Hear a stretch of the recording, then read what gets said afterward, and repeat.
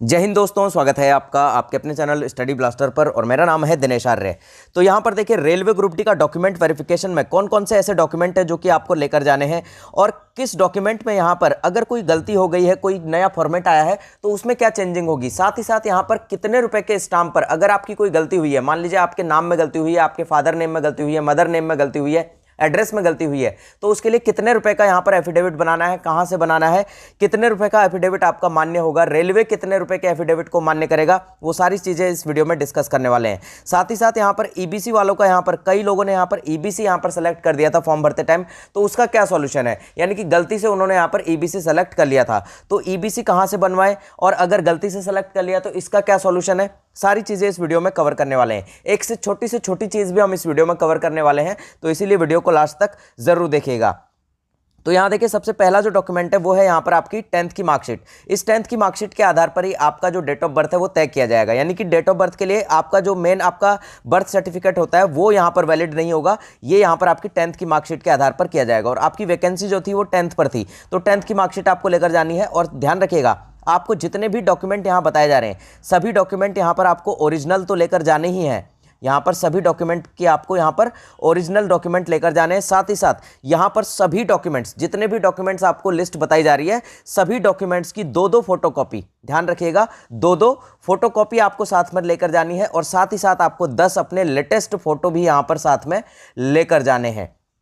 अब यहां देखिए, बात करते हैं यहां पर देखिए एक एक डॉक्यूमेंट की। तो यहां देखिए, सबसे पहले जो आपका डॉक्यूमेंट हो गया 10th की मार्कशीट हो गई। और यहां साथ ही साथ अगर आपने अपने जो फॉर्म भरते टाइम अगर आपने हायर एजुकेशन, मान लीजिए आपने यहां पर बीए कर रखा है या आपने बीकॉम कर रखा है, तो आपको यहां पर बीए बीकॉम की भी अपनी मार्कशीट जो है साथ में लेकर जानी है, साथ ही साथ उसकी 2 फोटोकॉपी भी लेकर जानी है। अब बात करते हैं यहां पर कि किसी कैंडिडेट के, मान लीजिए यहां पर नाम में गलती हो गई है, यानी कि फॉर्म भरते टाइम नाम गलत लिख दिया है, या फादर नेम गलत हो गया है, या फिर मदर नेम गलत हो गया, या एड्रेस में कोई चेंज हो गया है, तो यहां पर क्या करना है कि आपको एफिडेविट बनाना है। एफिडेविट आप किसी भी सिविल कोर्ट से या फिर डिस्ट्रिक्ट कोर्ट से बनवा सकते हैं, इसमें कोई दिक्कत नहीं है। नोटेरी यहां पर आप लगेगी, वहां पर एडवोकेट के पास जाइएगा और उन्हें अपनी प्रॉब्लम बताइएगा, वो आपका यहां पर जो है एफिडेविट बना देंगे।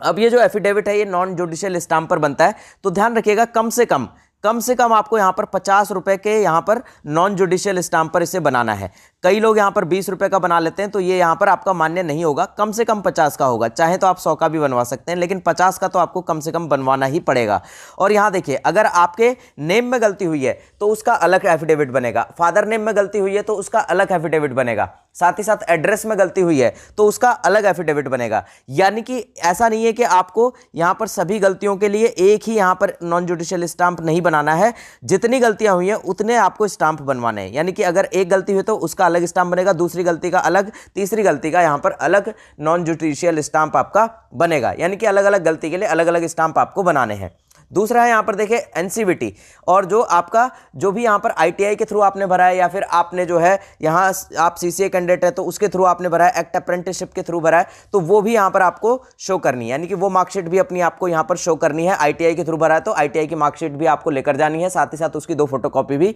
लेकर जानी है। तीसरा जो कैंडिडेट है यहां पर देखिए, तीसरा जो पॉइंट है हमारा, यानी कि उन कैंडिडेट के लिए जो कि एससी एसटी वाले हैं, तो certificate in the format as per annexure first. Annexure first यहां पर दे रखा है, पूरा का पूरा जो नोटिफिकेशन है उसमें एनेक्सर फर्स्ट हम आपको दिखा देते हैं। तो यहां पर देखिए ये है एनेक्सर फर्स्ट, ये देखिए इस फॉर्मेट में ही आपका बना हुआ होना चाहिए। यहां पर क्लियरली रेलवे ने क्लियर किया है और एनेक्सर फर्स्ट आपको दिया हुआ है, और इसका जो फॉर्मेट है वो हम आपको वीडियो के डिस्क्रिप्शन में दे देंगे, और हमारे टेलीग्राम चैनल पर भी आपको इसका पूरा फॉर्मेट यहां पर मिल जाएगा। सारे फॉर्मेट यहां पर आपको पूरे डॉक्यूमेंट के ऊपर जो डॉक्यूमेंट आपको लिस्ट बनानी है, पूरा फॉर्मेट आपको हमारे टेलीग्राम चैनल पर मिल जाएगा। नीचे हमने हमारे टेलीग्राम चैनल का लिंक दे रखा है, वहां से डायरेक्ट जुड़कर आप इसे डाउनलोड कर सकते हैं। तो यहां देखिए इस फॉर्मेट में आपका बना हुआ होना चाहिए, और यहां पर इसका पूरा यहां पर जो है आपका सिग्नेचर और सील ऑफ स्टेट यूनिटरी, तो इस तरह से आपका ये पूरा फॉर्मेट इसी तरह बना हुआ होना चाहिए। यही आपका रेलवे में मान्य होगा। ये एससी एसटी वालों के लिए है। अगर आपका इस फॉर्मेट में बना हुआ है तो बहुत अच्छी बात है, यानी कि ये फॉर्मेट है सेंट्रल का। आपको मैं क्लियरली बता दूं कि ये सेंट्रल का फॉर्मेट है, यानी कि सेंट्रल का कास्ट सर्टिफिकेट आपका होना चाहिए एससी एसटी का। अब यहां पर अगला डॉक्यूमेंट है वो ओबीसी के लिए, ओबीसी एनसीएल के लिए। देखिए यहां पर certificate as per annexure second, not older than 1 year from the date of document verification, यानी कि 1 साल पहले, यानी कि आपका डॉक्यूमेंट वेरिफिकेशन यहाँ फरवरी में होने जा रहा है, तो फरवरी से लेकर 2022 की फरवरी से लेकर यहाँ पर 2023 की फरवरी के बीच का ही आपका ओबीसी का एनसीएल सर्टिफिकेट होना चाहिए, और ये एनेक्सर सेकंड के अकॉर्डिंग होना चाहिए, वो भी हम आपको दिखा देते हैं। तो यहाँ पर देखिए ये है एनेक्सर सेकंड, जो कि आपको उस फॉर्मेट में मिल जाएगा। तो यहाँ देखिए ओबीसी सर्टिफिकेट फॉर्मेट, यहाँ पर देखिए यहाँ इसका आपका पूरा सील और सिग्नेचर होना चाहिए डिस्ट्रिक्ट मजिस्ट्रेट का या फिर डेप्यूटी कमिश्नर का, और या किसी और हाई अथॉरिटी का यहाँ पर आप सिग्नेचर करवा सकते हैं। तो इस तरह से आपको अपना यहाँ पर ओबीसी का एनसीएल सर्टिफिकेट बनवा कर ले जाना है, और ध्यान रखिएगा 1 साल से पुराना ये नहीं होना चाहिए, ये रेलवे ने क्लियरली इसमें मेंशन किया हुआ है। अगला यहां पर देखिएगा पॉइंट नंबर 5 में non creamy layer declaration bye OBC NCL certificate annexure number second, यानी कि ओबीसी के जो एनसीएल है उन्हें अपना सेल्फ डिक्लेरेशन भी यहां पर लेकर जाना है, तो वो भी हम आपको दिखा देते हैं एनेक्सर सेकंड के अंदर। तो ये रहा देखिए एनेक्सर सेकंड का यहाँ पर ए डिक्लेरेशन फॉर्म जो है, यहाँ पर आपको अपना पूरी डिटेल भरनी है, और यहाँ पर देखिए signature of the candidate, name of the candidate, यहाँ पर आपको सेल्फ डिक्लेरेशन देनी है, इसलिए सिग्नेचर भी आपके होंगे, और यहाँ आपका ही नेम डलेगा, और यहाँ प्लेस और यहाँ पर डेट आप डाल देंगे, इसको पूरा भर लेंगे, तो यहाँ पर इसमें कोई ज्यादा प्रॉब्लम आपको नहीं आने वाली है। अगला यहाँ पर देखिएगा पॉइंट नंबर 6 में यहाँ पर दिया हुआ है income and asset certificate to be produced by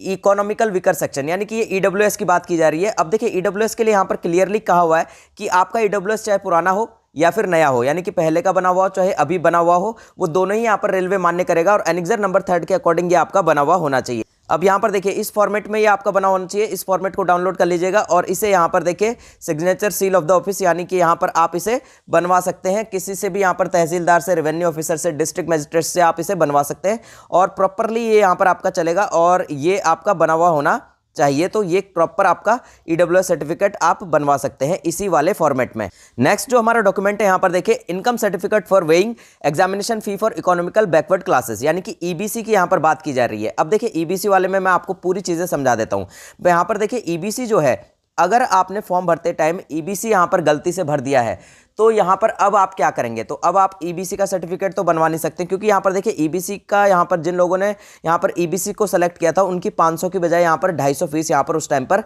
लगी थी। तो यहाँ देखिए पहले तो मैं आपको इसका फॉर्मेट दिखा देता हूँ। तो यहाँ पर देखिए ये है इसका ईबीसी का सर्टिफिकेट, जिसमें कि यहाँ पर आपको सारी चीजें डिटेल भरनी है, और यहाँ पर इशूइंग अथॉरिटी में यहाँ पर आप यहाँ पर चाहे तो तहसीलदार, रेवेन्यू ऑफिसर, डिस्ट्रिक्ट मजिस्ट्रेट से यहाँ पर इसे जो है अपना बनवा सकते हैं, यानी कि उनके सिग्नेचर और सील यहाँ पर होने चाहिए। साथ ही साथ यहाँ देखिए आपकी इनकम जो है, आपकी जो फैमिली इनकम है वो 50,000 से कम की होनी चाहिए, तभी ये आपका बन पाएगा, यानी कि तभी आप ईबीसी कैटेगरी के अंदर माने जाएंगे। अब यहाँ गलती से भर दिया था, तो उसका क्या सोल्यूशन है, तो गलती से यहाँ पर अगर आपने ईबीसी सेलेक्ट कर लिया था, तो उसके लिए आपका यहाँ पर सिंपल सा एक एफिडेविट बनेगा, जैसा कि आपका जो है नॉन जुडिशियल स्टाम्प पर 50 रुपए के स्टाम्प पर आप बनवा सकते हैं। यहाँ पर आराम से जाकर जो है कि गलती से सर मैंने जो है ईबीसी सेलेक्ट कर लिया था और मैं ईबीसी कैटेगरी के अंदर नहीं आता हूं, तो यहाँ पर ये प्रॉब्लम आपकी सॉल्व हो जाएगी, इसमें कोई ज़्यादा बड़ी बात इसमें नहीं है। लेकिन अगर आप ईबीसी कैटेगरी के अंदर आते हैं तो यहाँ पर ये जो फॉर्मेट है, इस फॉर्मेट में आप ईबीसी का सर्टिफिकेट बनवा सकते हैं। अगर आपका ईबीसी का सर्टिफिकेट नहीं बन रहा है और आप जो है बीपीएल के अंदर आते हैं, यानी कि बिलो पॉवर्टी लाइन के अंदर आते हैं, और वो आपका सेंट्रल गवर्नमेंट का बना हुआ है, तो वो भी यहाँ पर आपका मान्य किया जाएगा, यानी कि फिर उस केस में आपको ईबीसी बनवाने की जरूरत नहीं है, आपका बीपीएल कार्ड यहाँ पर जो है माना जाएगा रेलवे के द्वारा। ये रेलवे ने क्लियर यहाँ पर मेंशन किया हुआ है।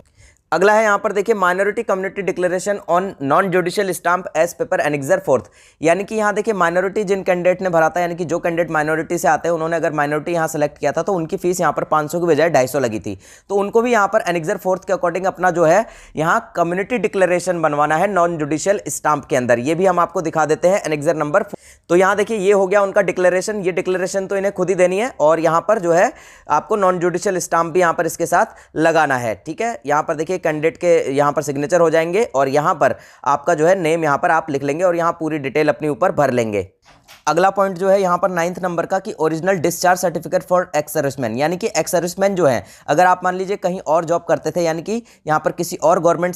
सर्विस में थे, तो वहाँ से आपका डिस्चार्ज सर्टिफिकेट यहाँ पर होना चाहिए। ये पॉइंट जो है एक्स सर्विसमैन के लिए है। अगला है यहाँ पर medical certificate for person with benchmark disability, यानी कि जो कैंडिडेट यहाँ पर जो पीडब्ल्यूडी वाले कैंडिडेट हैं उनका यहाँ पर जो डिसेबिलिटी का बेंचमार्क है वो भी यहाँ पर जो उसके लिए जो फॉर्मेट है वो यहाँ दिया हुआ है एनेक्सर 5 के अंदर, वो भी हम आपको दिखा देते हैं। तो यहाँ पर देखिए ये है यहाँ पर एनेक्सर 5th का ए। तो ये है यहाँ पर डिसेबिलिटी का बेंचमार्क, जो यहाँ उसके लिए जो सर्टिफिकेट बनेगा इसके अंदर आपकी फोटो लगेगी और यहाँ पर पूरा का पूरा यहाँ डेटा है आपका। और यहाँ देखिए आपका signature and seal of authorised signature of notified medical authority से आपका पूरा जो है यहाँ पर क्लियर होना चाहिए कि आप यहाँ पर बेंचमार्क डिसेबिलिटी के अंदर आते हैं। तो यहाँ अलग अलग की यहाँ पर अलग अलग डिसेबिलिटी है, यानी कि किस किस के लिए जो भी है वो सारी चीज़ें आप यहाँ पर देख सकते हैं। अब यहाँ अगला पॉइंट देखिएगा 11 नंबर का कि self declaration for ex serviceman as per annexure 7th, यानी कि एनेक्सर नंबर 7th के अंदर यहाँ पर सेल्फ डिक्लेरेशन जैसे कि यहाँ पर ओबीसी वाले दे रहे हैं उसी तरह से यहाँ पर जो है एक्स सर्विसमैन को भी अपना सेल्फ डिक्लेरेशन यहाँ पर देना है। अब यहाँ पर देखिए NOC from serving employees with date of appointment from current employer, यानी कि यहाँ पर देखिए करंट एनओसी आपको लेकर आनी है। ये सर्विंग एम्प्लॉइज के लिए है। सर्विंग एम्प्लॉइज मतलब आप कहीं और जॉब कर रहे हैं, यानी कि यहाँ पर जो किसी और डिपार्टमेंट में अगर आप जॉब कर रहे हैं तो यहाँ पर जो आपका सर्विंग एम्प्लॉय में यहाँ पर एनओसी आपको मिलता है, नो ड्यूज आपको मिलता है, वो आपको लेकर आना है। यहाँ पर देखिए NOC from serving defence personnel, यानी कि अगर आप डिफेंस सर्विस में हैं तो वहाँ से भी आपको यहाँ पर अपना जो है एनओसी लेकर आना है। अगला यहाँ पर देखिए अगर देखिए यहाँ पर देखिए ये हमने आपको पहले ही बता दिया कि गैजेट नोटिफिकेशन एंड और any legal document in case of formal change of name as mentioned in para 1.7, यानी कि अगर आपके नेम वगैरह में कोई चेंजिंग यहाँ हुई है तो यहाँ पर लीगल डॉक्यूमेंट आपको लेकर आना है उसके चेंजिंग के लिए। यहाँ पर देखिए अगला जो पॉइंट है यहाँ पर receipt of online payment if made through a challan at SBI branch और pay slip in at computerise post office, यानी कि जिन लोगों ने यहाँ पर एसबीआई चालान के थ्रू जिन्होंने ऑनलाइन फी अपनी जमा की थी उनके लिए तो कोई दिक्कत नहीं है, लेकिन जिन लोगों ने यहाँ पर ऑनलाइन नहीं किया था फीस जमा अपना और एसबीआई में जाकर यहाँ पर अपनी फीस जमा की थी, जब यहाँ पर फॉर्म भरे गए थे तो उन्हें अपना एसबीआई ब्रांच का जो चालान है, जो पे स्लिप है, वो यहाँ पर साथ में लेकर जानी है। अगला यहाँ पर self clarification by the transgender candidate. Transgender candidate को यहाँ पर अपना सेल्फ क्लैरिफिकेशन यहाँ पर स्वयं के द्वारा ले जाना है। अगला है यहाँ पर देखिए जम्मू एंड कश्मीर के जो लोग हैं, यानी कि अगर आप जम्मू एंड कश्मीर से आते हैं तो यहाँ पर आपको अपना डोमिसाइल जो सर्टिफिकेट है, अपना जो मूल निवास है, वो लेकर जाना है। अगला है यहाँ पर certificate of eligibility issued by the government of India. यहाँ पर आपकी जो गवर्नमेंट ऑफ इंडिया से जो सर्टिफिकेट मिलता है यहाँ पर जम्मू कश्मीर का, उस तरह से आपको यहाँ पर वो लेकर जाना है। अगला है यहाँ पर degree of divorce judicial separation, यानी कि जुडिशियल सेपरेशन या फिर डाइवोर्स के केस में अगर मान लीजिए जिस टाइम पर आपने फॉर्म भरा था और उस टाइम पर आप यहाँ पर जो है डाइवोर्स नहीं थे, लेकिन अभी आप डाइवोर्स हो चुके हैं, तो यहाँ पर वो आपको सारे डॉक्यूमेंट अपने लेकर जाने हैं। जो भी यहाँ पर आपका डाइवोर्स सर्टिफिकेट है या फिर जुडिशियल सेपरेशन का जो सर्टिफिकेट है, वो सारे डॉक्यूमेंट आपको साथ में लेकर जाने हैं। अगला है यहाँ पर देखिएगा डेथ सर्टिफिकेट, यानी कि जब आपने यहाँ पर फॉर्म भरा था उस टाइम पर यहाँ पर आप विडो नहीं थे, लेकिन अभी आप विधवा हो गई हैं, यानी कि कोई महिला के लिए केस है, तो यहाँ पर उस केस में आपको अपने हस्बैंड का जो डेथ सर्टिफिकेट है वो यहाँ पर लेकर